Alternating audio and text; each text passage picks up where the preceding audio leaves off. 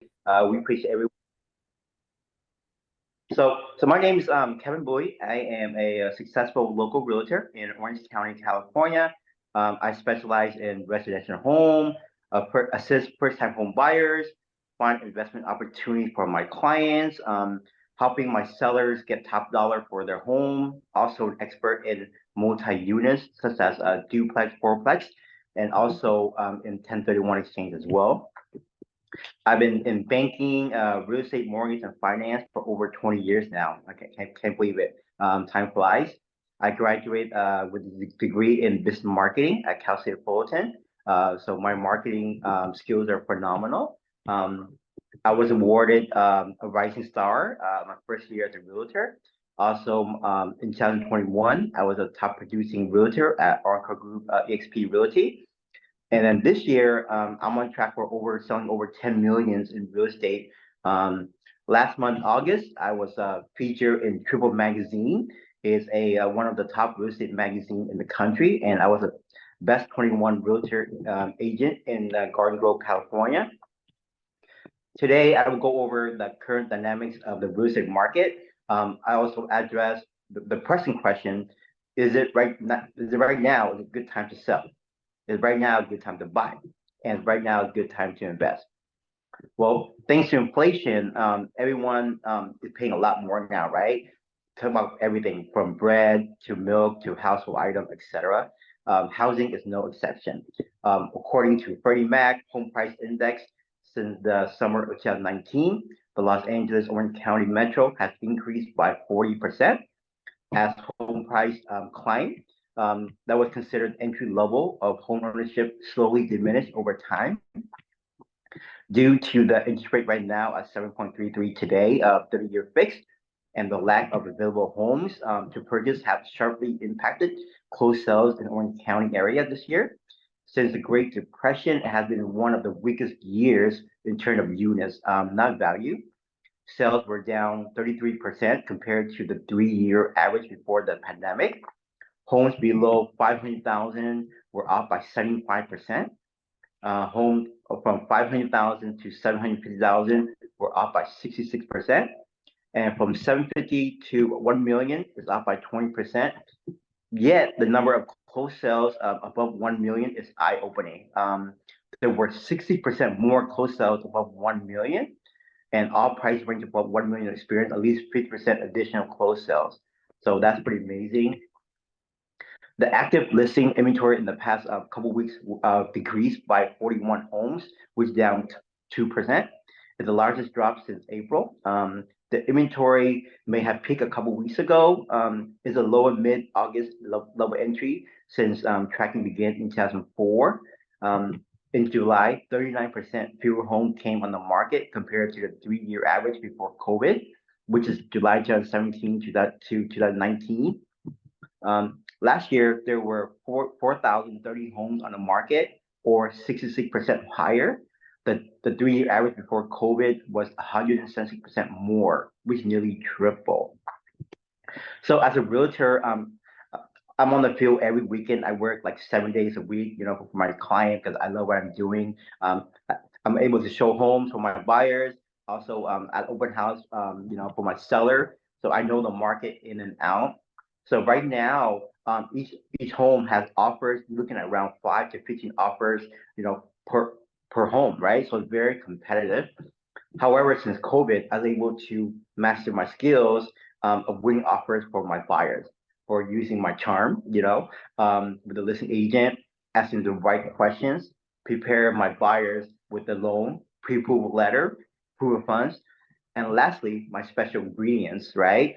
That other realtors don't have. So it matters like which realtor you work with, is very important. Recently, I was able to win a home for my buyers in Stanton, California. My buyer was out of town on the weekend, so they had an open house that weekend, but we were able to see on Monday at 2 p.m.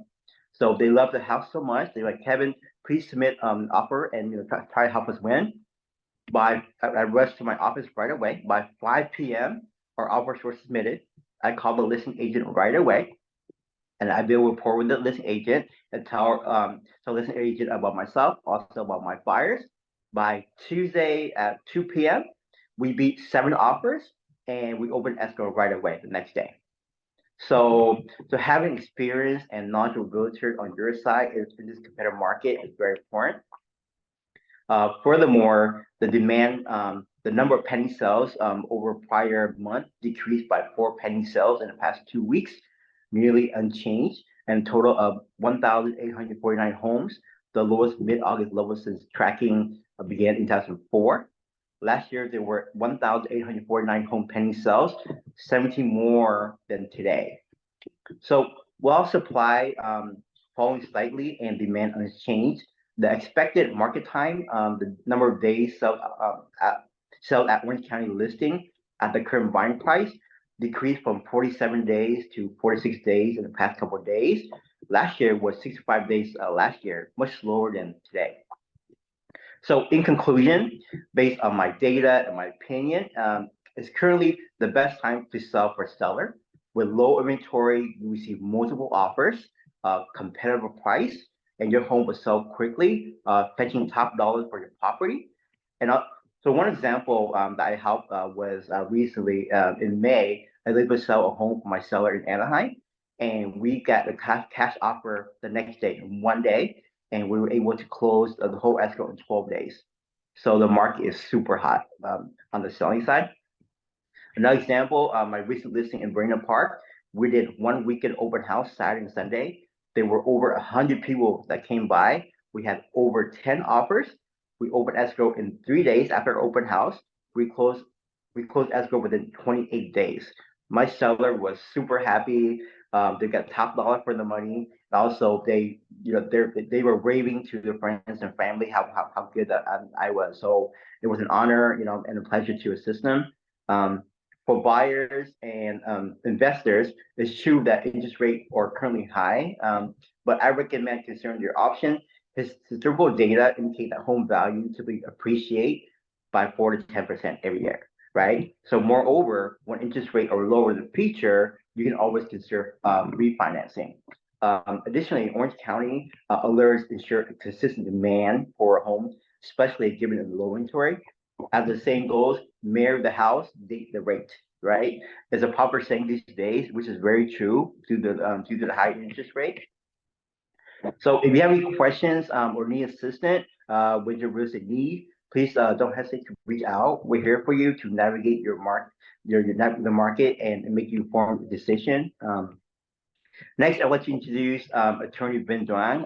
Attorney Ben Duan is a distinguished expert in estate planning, living trust, power attorney. He will lead us through the ring of legality. Also, he will guide us through the why, the when, and who we're seeking all the services. Thanks so much, everyone, for the opportunity. I appreciate it. Thank you, Kevin. I appreciate that. We're gonna make sure we save about 10 to 15 minutes at the end for everybody to have question, comment, like Q&A, portion for everybody, okay? So please write down your questions or you can type it in the chat. I'll save them. Thank you. All right. Good morning, everybody. Thank you for being here, and my absolute honor to be associated with Karen and Kevin. I see a few familiar faces here, James. And James, what you see is probably very similar to what I did at your company. Just a little bit, some tweaks and some changes, but overall, it's very similar. Okay. Let me share my screen.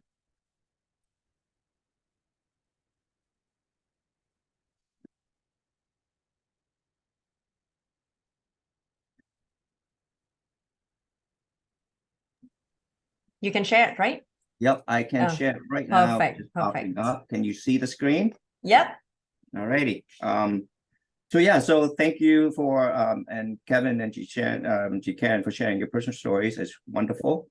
It's so funny that interest rate about the real estate market. It's interesting that the real estate market interest rate are so high right now. I think it's 8%, right? But the demand is still like multiple offers above ask price. So it's just unbelievable market right now. All right, so a little about myself. So as a role attorney and good estate planning portfolio is not just filling out forms. It's really intertwined between estate law, property law, tax law, family law, your family dynamics.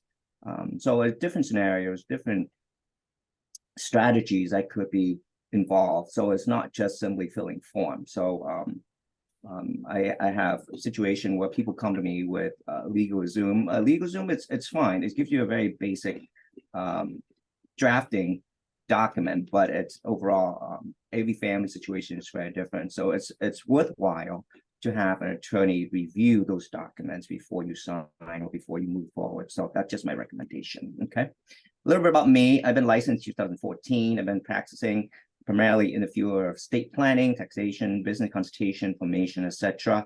I previously had a master in investment management at Boston University. It's like a more like a finance degree, which I don't use as much today.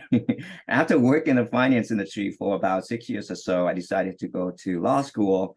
After law school, I headed to Alabama for a specialization in taxation, and then I've been working corporate after that for about 3 to 4 years until I started my own practice once again. Okay. I'm involved in several nonprofit organizations to help the community. And then I was a volunteer attorney at Legal Aid Society of Orange County.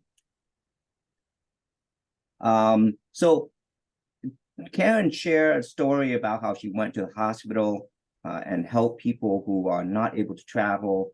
And if anything, that would be my biggest recommendation is that if anything you take away from today, that would be something that I would wish everyone would try to get one. So basically, the power of attorney healthcare directives, personally, I believe it's even more important than the estate planning, the passing on your assets to your children, etc. This is in the event, let's say you get a stroke, an accident, you can't make your own decision. Well, if you don't have the power of attorney for your family to be able to access your bank account, your retirement account, your life insurance, what have you, or they can make your decision in the hospital, type of treatment, pull the plug or not, etc. They will need to go through a conservatorship process, and that is time consuming, and it costs upward $10,000 to $20,000, and it's a drain, mentally drain on your family, because when you are incapacitated in the hospital, your family is worrying sick about you, trying to be there for you, and yet they have to gather all the necessary documents, all the necessary evidence, medication, medical records, etc., and find an attorney to get it presented to the court. And when the court is satisfied, schedule hearing, satisfy, sign an order, allow you to be able to make decision on your well, for your children or your family to make decision on your behalf. And that is just not only mentally training, but it's costly. So if anything you take away, and these are so easy to do as well. All it costs you really, it's just a notary charge. There are forms online, and if you that you can download, right? If you want a form, just email me, give me your email address, and just indicate you want the free form. I can email. I have them readily accessible. I can email them to you at the end. All you need to do, print them out, put in whoever your agents are, and then bring it to a notary and get it signed, and then just put it away and give it to whoever your agents are. And then in the event something happened, they have it to be able to make decision on your behalf at that time. So call Karen or bring it out to USPS, UPS, or what have you. Sometimes they do the notary, whatever it is, get it done. It's so cheap to do. Okay. So these are the free event that I usually do on an annual basis. I try to do twice a year when I would either borrow or rent a space, and I would help individuals who are elderlies, who do not have assets, they don't need an estate plan, but everyone needs a power of attorney and healthcare directive. And the older you are, the more urgently that you will need it, because most of the time we don't just pass away immediately in our sleep, right? Most of the time we get a stroke, most of the time we get an accident, and we became incapacitated in the hospital. And And most of the time I can't go out to the hospital. This is when Karen service is so important. Sometimes in a nursing home, sometime in the hospital, I can't go out there. Karen's the one people to go out there. As long as the individual is still capable, they still be able to provide that power of attorney and healthcare directives. So highly recommended. So this is what I've done in 2023, February, and I'm planning to do another one, hopefully October or November. We'll see. All right, so there are several types of way you can hold titles. So if you are married and you want to hold that property as sole and separate property, you can. So that's going to be your sole and separate property, but your spouse needs to do an interspousal transfer. And usually the title company will require you to do this. If they don't remember, make sure you remind them to do so. Okay. The other way is tenant in common. Basically, you own with one other or others individuals, and you own it separately. That means that even though, let's say, Gary and I own a property together in tenant in common, means that I own my 50% separately. Karen owns her 50% separately. And if I were to die, it doesn't go to Karen immediately. It will go into my estate and then pass on to my beneficiaries, to my children or my spouse, what have you. Community property is when you own it together with another individual, but when you pass away, it goes to that individual on the title, on the grand deed. However, with community property, it's a little different than the one underneath, which is community property with right of survivorship. Community property alone means that you can will away your portion, even though you own it together with the other individual on the grand deed. But if you can actually will your portion away. Whereas compared to community property with right of survivorship, this is the most correct way, well, the correct way to title your property if you're husband and wife. Okay. I see a lot of time is joint tenancy. Joint tenancy is fine. It's allow you to pass on, when you pass away, it will go to the surviving name on the grand deed. However, there's a big difference between community property with right survivorship and joint tenancy. Community property with right survivorship means that after you pass away, you receive double step-up basis. So when one of the spouse passed away, the surviving spouse will receive double step-up basis. So if they were to sell the property, they won't have to pay capital gain. Whereas joint tenancy, only the portion of the deceased spouse will receive step-up basis. The surviving spouse does not. So if it exceeds the exclusion, then capital gain tax must be paid. So joint tenancy, if you're not married individual, if you're married, make sure the title reflects community property with right of survivorship, because it's the best way for your surviving spouse. Okay. All right, what is probate? So the legal process is this. After you pass away, well, let's say you own it together with your spouse. When both of you pass away, not just the first one, if the one spouse passed away, the surviving, everything will pass on to the surviving spouse. Well, after that surviving spouse passed away, so when both of you pass away, the asset will pass on to your heirs, but it's not automatic. The court needs to supervise the process, and that process is called probate. Okay. Even if you have a will, the court still needs to supervise that process, that transferring down to you who your heirs are. So let's say you don't have anything at all. The court will determine by law where the properties will go, where your asset will go. So it will go down to your children. If you don't have any children, it go down to up to your parents. If your parents are no longer alive, then go to your siblings, and then your nephew and nieces, etc. in that order. Well, if you have a will, you really save the court 2 steps. Basically, you already assign who will manage your estate, the executor, and then you already name who your beneficiaries are. So you really only help the court with 2 steps. The rest of it, the court still needs to supervise the entire process. This is costly, right? This is if you have nothing at all, okay? That's when I talked about when if you have, let's say you have separate property, and you have one child, 50% will go to your spouse, 50% will go to your child. If you have more than one children, your spouse will get 1/3, and the remaining children will share the 2/3 of the property. If you have a will, again, it still need to go through the probate process, and this process costs roughly about 5 to 10% roughly. So the attorney by law can charge up to 2.5%. The executor can charge up another 2.5%. And then we're not talking about court fees, appraiser fees, referee fees, what have you. So it's ranging from 5 to 10% of your probated estate. And the duration at this point could be 2 to 3 years before your beneficiaries be able to receive your inheritance. Okay.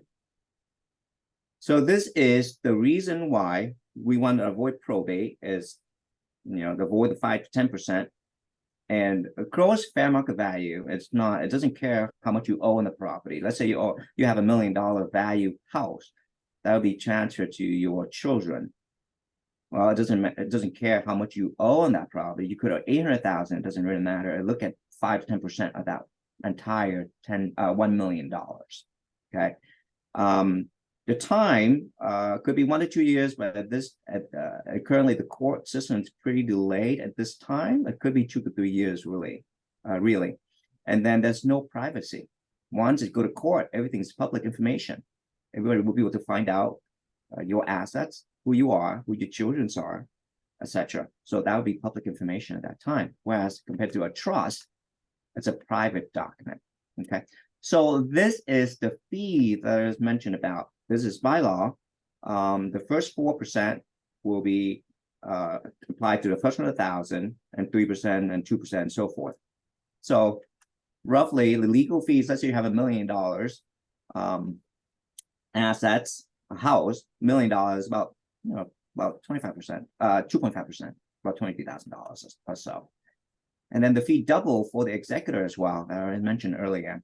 So that alone, that's about 5%.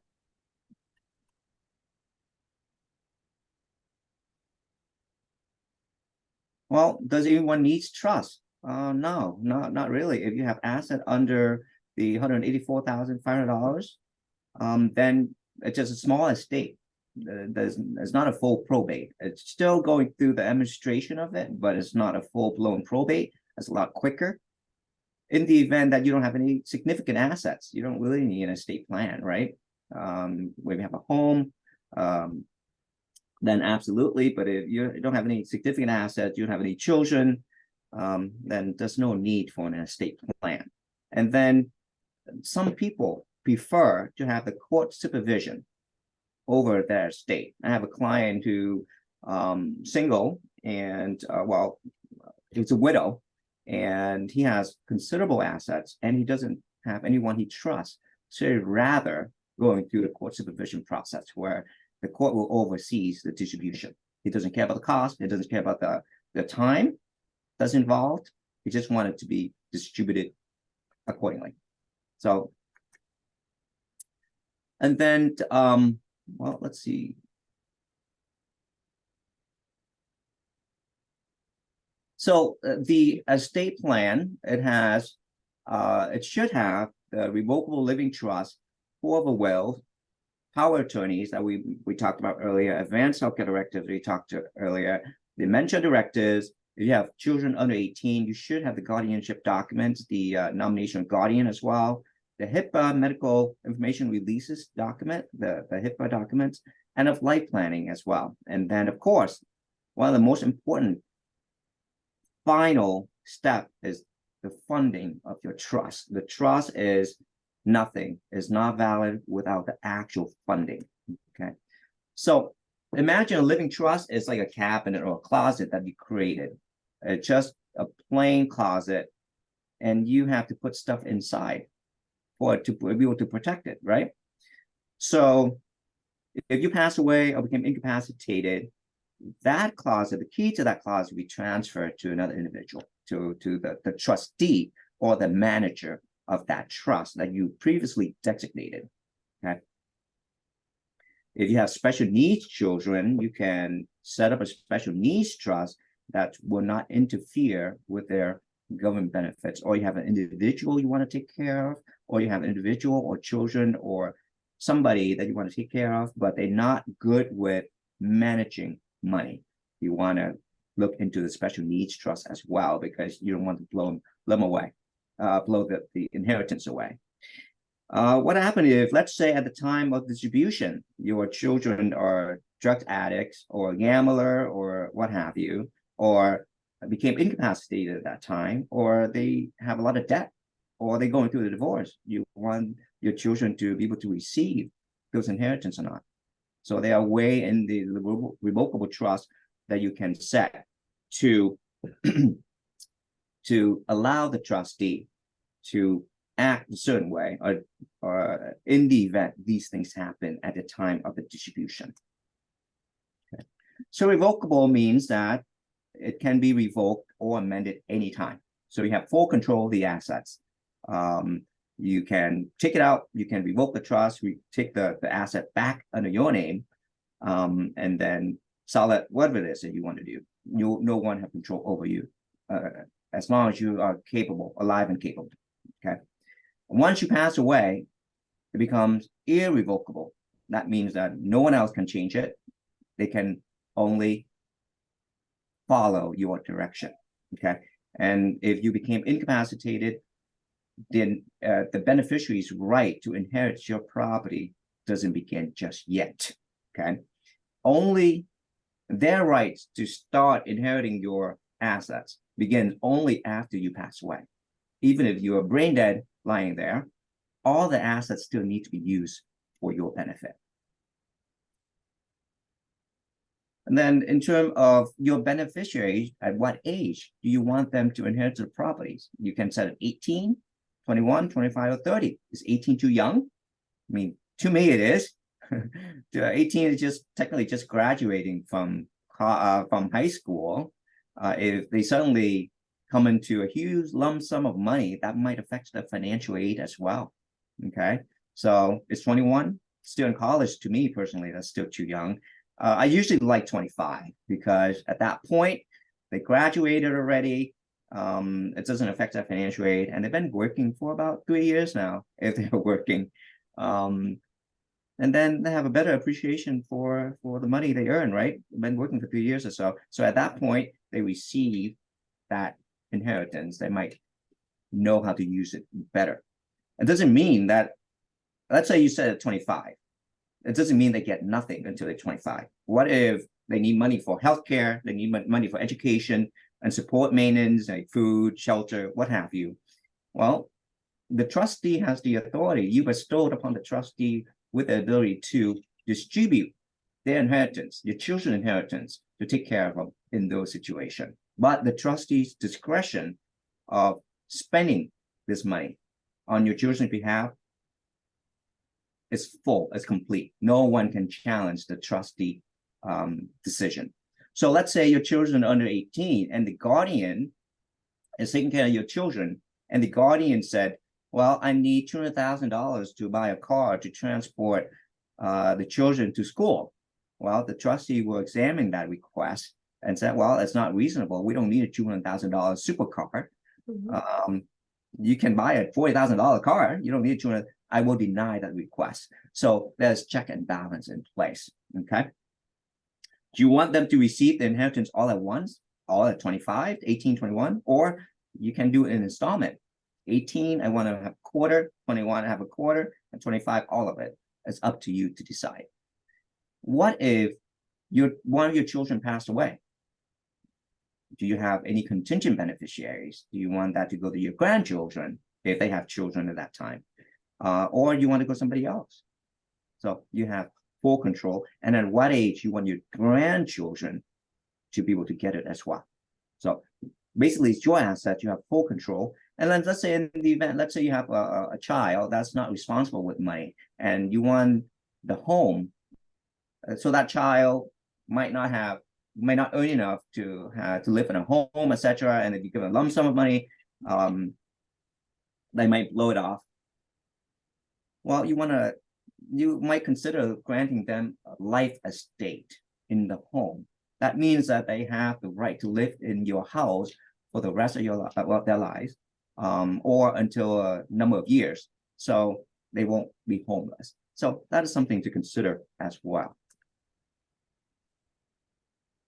You have the pour-over will. A pour-over will is not an extremely important document here. Basically, it's saying that, let's say, technically you have all accounts, bank account, life insurance, what else that usually we have bank accounts for. It's essentially any bank account, investment account, etc. Essentially any accounts that you have should have beneficiaries on there. Okay, so let's say you have life insurance policy and you're naming your children as a beneficiary. Perfect. The other option is that instead of naming your children as the beneficiary of that policy, you can also always name the living trust, your trust, to be the beneficiary. Naming the trust as beneficiary gives you additional flexibility to determine where that asset will go in the event one of your children passed away. So let's say, for example, life insurance policy, you're naming your two children. Let's say you have two children and one of them passed away. So only one child will receive that insurance policy at that time because one child passed away. What if that deceased child has children of his or her own? Okay, your intent is that you want to pass down the deceased child's portion to your grandchildren at that time. Well, naming your children directly won't be able to accomplish that. But if you name the trust, and the trust language allows you to transfer down to your grandchildren, then that will happen at that time. Pour-over will. Pour-over will is just basically in the event that you forgot to name a beneficiary on that particular account. Let's say life insurance policy. It doesn't know where to go. It needs to be petitioned with the court. And what this pour-over will do is that it will go to the court at that time, take that account, and then subsequently transfer it into your living trust. And then after that, we'll follow the instruction of living trust to transfer down to your beneficiary. So the only purpose of this pour-over will is to take any accounts or any assets you have that does not have a beneficiary at the time of your death and transfer it into and pour it over into your trust at that time. So if all your accounts have beneficiaries, this pour-over will is never going to be needed. Okay, so it's just a backup document, but it's good to have. Durable power of attorney is the one that we mentioned, is very, very important in the event you became incapacitated. This allows your agent to be able to make your financial decision on your behalf in the event you became incapacitated, including real estate, vehicle, investment, banks, insurance matter, retirement tax, what have you. Okay, very, very important. Unless, if you don't have this and your family wants to be take care of your financial matters, they must petition the court for conservatorship. Advanced healthcare directive is basically just the power of attorney for healthcare matters. Also extremely important. To me, it's the most important document that you can get for your loved ones, for your family. So you can designate an agent in the event you became incapacitated. These agents will be able to help you with your medical treatments, whether you want to resuscitation or not, medical ventilation, pull the plug or not, tube feeding, comfort care, transferring hospital, donating your body parts, etc. They will be able to make decision on your behalf. What if you have dementia? A severe level of dementia, let's say you refuse to eat. Would you like your family to make your decision at that time? Or you can pre-decide that you don't want to be force-fed. So if you refuse to eat, don't force it upon you. Don't try to open your mouth. Don't try to put a tube into your throat and pump food inside your stomach. It's rare that happen, but the point is that you can pre-decide on what you want to do, and you would like to be to go home and die at home if health permit. Those things you can pre-decide. If you have children under 18, you want to prepare a nomination of guardian in the event that you both pass away and no one there to take care of the children. If there's no documents in place, your family must petition the court for guardianship, and that could be costly and time consuming.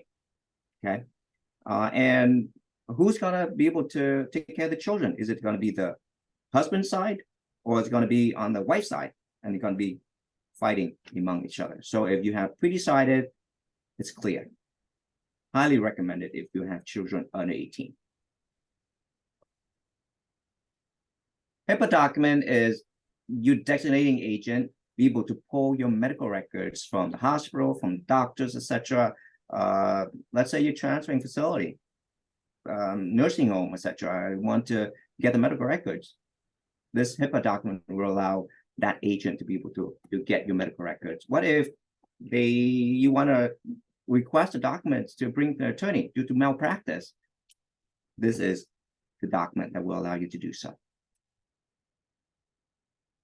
End of life decision. You like to be buried or cremated, and how you want your ashes to be disposed. You can pre-decide.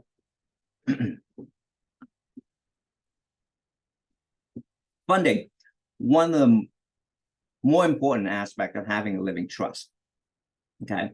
So essentially it means that you prepare this nice closet, but you don't transfer anything inside. You can't protect that assets. So what you want to do is you want to transfer all the assets that you have that you intend to put into the living trust inside this closet, inside this trust. Okay. So let's say you have a property, you want to transfer into the trust. It's going to be a grandee to revocable trust, and then transfer from your names into the living trust, your living trust. So that's the naming convention of the grand deed. And then you want to notify the county that you are transferring to the trust. So therefore, once you're notifying them that you are transferring to your own trust for your benefit, they can't reassess the property as exempted, as excluded. So, but you need to notify them. The other thing I want to mention is that in the event, let's say later in life, you're low income and you are getting Medi-Cal, for example. What Medi-Cal does is all the expenses they pay for you, all the major expenses that they pay for you, after you pass away, both of you pass away, they will try to look for your assets and do Medi-Cal recovery. That means that if anything under your name, they will put a lien on it, try to ask for it back when it's sold. So if your children were to sell the property, they have to pay the lien, Medi-Cal lien back before they can get anything left. Okay. If it's in a living trust or any assets doesn't have to go to probate, then Medi-Cal can't do the Medi-Cal recovery. So if it's in a living trust, they can't recover anything they spent on you. So it's a very important aspect. The law changed in 2018 to allow that to happen. So it's a relatively new law, about 5 years ago. It's good to take advantage of it as well. Okay. This is what I was talking about. So anything that does not have to go through probate, Medi-Cal cannot put a lien on it. Okay. Nursing home care, mostly assisted living, etc. Anything, hospital treatment, prescription drugs, those things can be recovered if it's not inside a trust, or it's not, or in the event it has to go to probate, Medi-Cal people to get it. Okay. And then this one new thing that I'm introducing is called anonymity trust. What it means is that even if you put, let's go back here. Let's go back a little bit about the grand deed.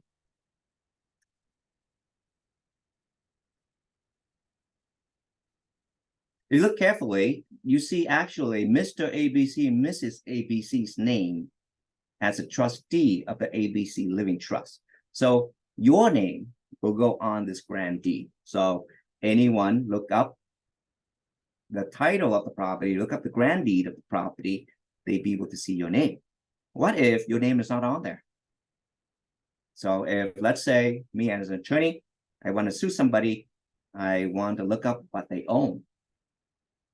And if I do an asset search or a title search, I'd be able to find Mr. ABC and Mrs. ABC. They own this property, it's inside their trust. So therefore, I'm encouraged that these people have assets. So I move forward with my lawsuit. What if I can't find anything? I can't attach Mr. ABC to and Mrs. ABC to any property. Then it might serve as a deterrence for me to moving forward with my lawsuit. Okay, it might. That's all. If I decide to move forward anyway, there's nothing I can do, right? But in the event it served as a deterrence, then this is a situation where it would help. This is called an anonymity trust. What you do is you create a family trust normally as you do, okay, to avoid probate and Medicare recovery. Next step is that you create a Wyoming LLC. So instead of naming yourself as a trustee of your own trust, you're naming the Wyoming LLC as a trustee. So when people would search for it, they only see the Wyoming LLC. Okay. And then you create a land trust, right? So you create a naming family as a sole member of, you create a Wyoming LLC, and then your family trust is the sole member of that Wyoming LLC. So the family trust is the owner of that LLC. Next step, number 3, you create a land trust, and then you're naming Wyoming LLC as a trustee of that land trust, while you are still the beneficiary of that land trust. Okay, so but the trust document is a private document. Nobody will see that you are the beneficiary. They only see the Wyoming LLC is a trustee of your family trust. Okay, and then after that, you transfer the property into that land trust. And then the next step is that since you have beneficiary interest, you are the beneficiary of that land trust. Well, your beneficiary, you can always assign that beneficiary interest to the Wyoming LLC at that time. So it serves an additional protection in terms of anonymity. Your name is not on it. It might serve as a deterrence. However, if, let's say, I get sued anyway, at that point, if I get sued, I lost the case, and the court ordered me to list my assets, all bets are off.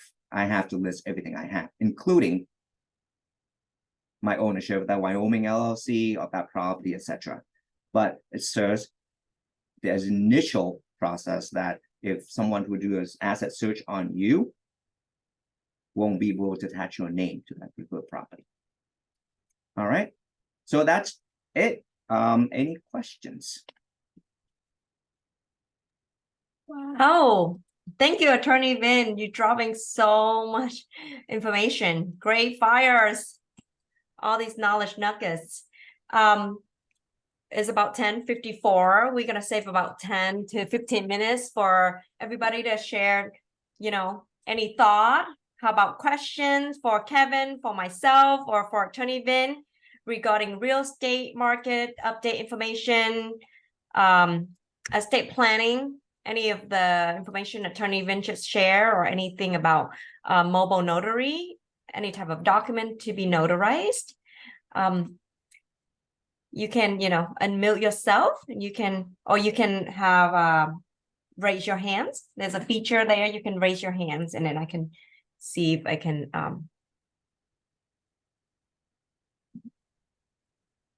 if anybody have any questions.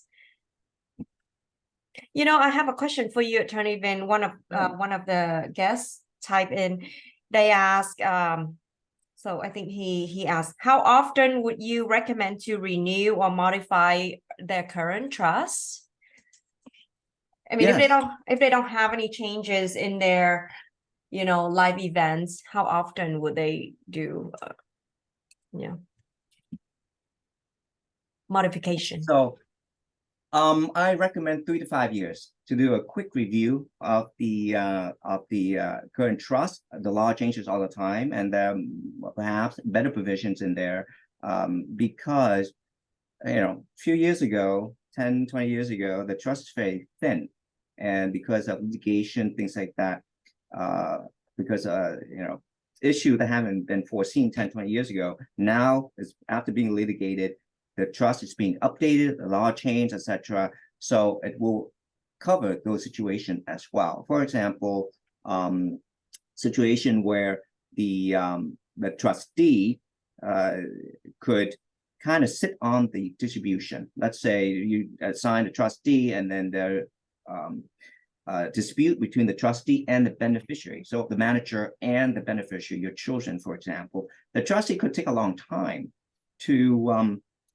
distribute the property, based on spites or what have you. I just kind of sit on it. I still have a lot of work to do, so therefore a lot of things need to be done. So therefore, I don't have time to distribute it. It's not done yet. So it could track out 2 to 3 years. Okay. So new language now Good. it's included is that a maximum is 6 months. You have a maximum of 6 months. It usually doesn't take that long, but Okay. I give you 6 months to the trustee to gather all the assets after we pass away, and then disperse to the beneficiaries. So in a situation like that, many time, just like insurance policy, you purchase insurance, doesn't mean you're going to get into an accident. You might never use it, but when it happens, the trustee will have the authority or its order to do certain things in those particular situations. So I would recommend 3 to 5 years, and if not major, I mean, doesn't need to change anything, it's perfectly fine. Most of the time it doesn't. I see a lot of people many years ago doing AB trust. What it does is at that time, the exclusion for estate gifts, it's very low, like 1,600,000, what have you. So this is an AB trust. So it allow both spouses to capitalize on the maximum deduction, right? But now the amount is 12.5 million, roughly. So both spouses are 25 million. There's no longer need to do an AB trust anymore, because it's increased the administration, the cost, etc., for the surviving spouse. So a lot of time they amend it to make sure it's just a one spouse, a joint trust instead of an AB trust. Awesome. Thank you so much. I have Clara Jackson. You are raising your hands. Do you want to unmute yourself?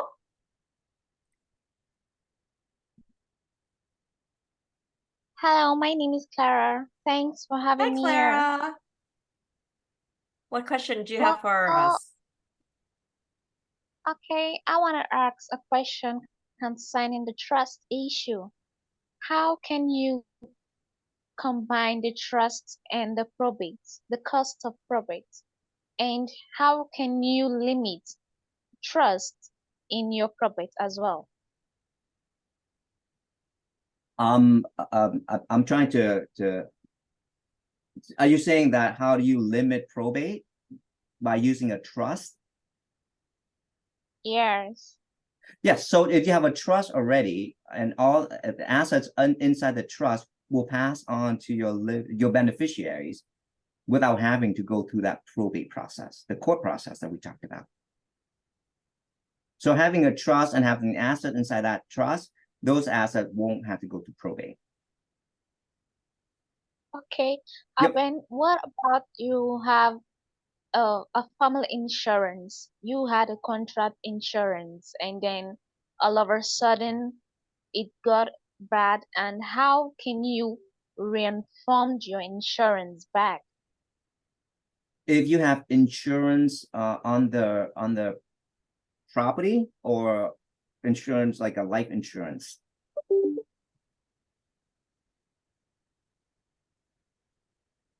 Hello? A life insurance. Okay, so in your situation, you are asking if you have life insurance, how you inform your life insurance to name the trust as beneficiary?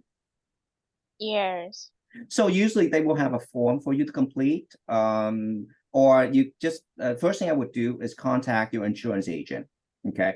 Telling them, let's say you already established a trust. Tell your insurance agent that you created a trust. You want to name the trust, if that's your choice, name the trust as the beneficiary. They will probably give you a form to complete. And then you just complete that form, send it to your agent, and they'll be able to make that change for you. Okay, and sorry, I have one last question. Sure, absolutely. Awesome. I I had one last question. Permit me, please. Concerning the medical recovery, Yeah. does it has to do with your hospital bills? So, Medi-Cal recovery means that you're low income in the state of California. So therefore, the state of California provides you with Medi-Cal with basically state-sponsored insurance, right? Pay for all your medical expenses, etc. So we have Medicare and Medi-Cal. So you don't have to pay anything out of pocket. They will take care of everything for you, provided that you meet the qualification, low income. Okay. It Okay. doesn't, so in that case, if they paid everything for you, and let's say you have asset after you pass away, they will try to find your asset in your name and put a lien on that property. Okay. So if it's in the trust already, then they can't. So that's the whole point of the law that passed in 2008. In your question, you mentioned, let's say you don't have Medi-Cal. We're not talking about just regular medical expenses. We're talking about Medi-Cal, right? If you don't have Medi-Cal, that means the state is not paying for your expenses. You have to pay out of your own pocket. The trust does not protect you from litigations. Okay. So let's say from debtors, what have you, if the hospital decided let's say you have insurance and they paid 80% and you still owe 20%. The hospital at this time is being owed money. They can sue you to recover that 20%. Okay. The trust does not protect you from that. Awesome. Okay. Okay. Thank you. You're welcome. Thank you, Clara, for your questions. Lynn, I have Lynn. Go ahead, Lynn. You can unmute your mic. You're welcome. Can you hear me? Yes, we can hear you. Thank you, Karen. Thank you, Attorney Vin. I have a question. I had my revocable living trust prepared by an attorney several years ago when at that time both of my kids were under 18. Yeah. So I designate a executor in the trust, and now both of my kids are over 18. Should I remove the executor and have my trust be updated? I would recommend it. I mean, it's up to you. Every family situation is different. Let's say you have full faith in the children, be able to handle the estate after both you passed away, then yeah, update the trustee, the alternative trustee after you both, of course, you and your husband, right? So, but if you feel that your children is not yet able to handle the financials, then keep it the way it is. I mean, if your children are 18, you feel that's appropriate, you have better comfortability that you're gonna allow your children to handle your estate after you pass away, yeah, by all means. Okay, and that attorney who assisted me with my trust, I believe he has retired.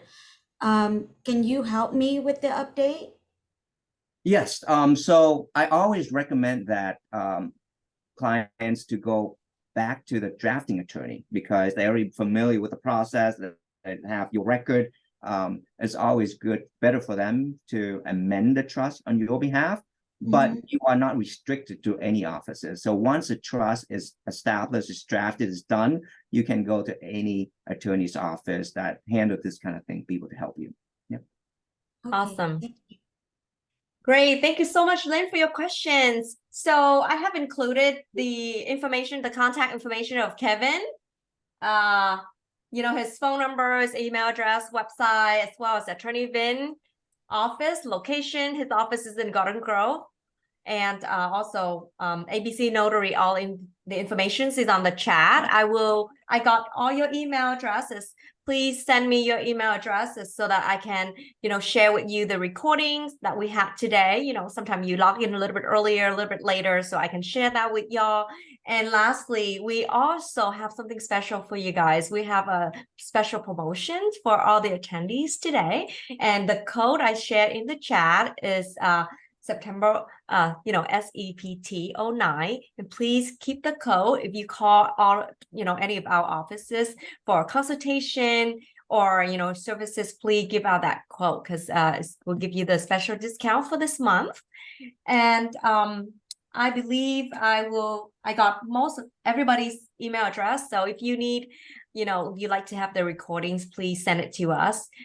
If you have any question, if you have concern, comment, we'd love to hear from you. This is our first time doing this seminar, Zoom. I'm so excited and I'm so thankful all of y'all for coming here, show so much love, so much support. We'd love to do it again.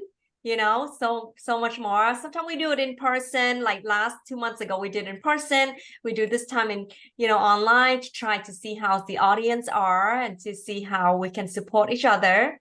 And then next time we're probably going to do it in person again. So yeah, keep in touch. And I'm going to send out an email to follow up with you guys from after this. Okay. Do you have any questions? I'm sorry to interrupt. It's okay. You can. So just a quick farewell note. If anyone wants to have a copy of the Power of Attorney Healthcare Directive HIPAA document, just let me know or notate on here that you would like to have one POA, what have you. I will send the copies to you. Prepare for your parents. Prepares your loved ones. You don't need to do a living trust now. You're not ready. Still get those prepared. It's so important. I can't emphasize this enough. Please have those done. So the Power of Attorney, Advanced Healthcare Directive, Medical Directive, and the HIPAA form, those less than 21 pages. And we send it to you. You can have it, you can prepare, you have it in your hands. And, it doesn't have to wait until something happens. It's not, if you need the Power of Attorney, is when you need it. So just have it prepared sooner or later. It's better than later. Okay. I think Clara has another question. Would you like to, Clara, do you have another question for the attorney? Yeah, I have a little question. No, for you.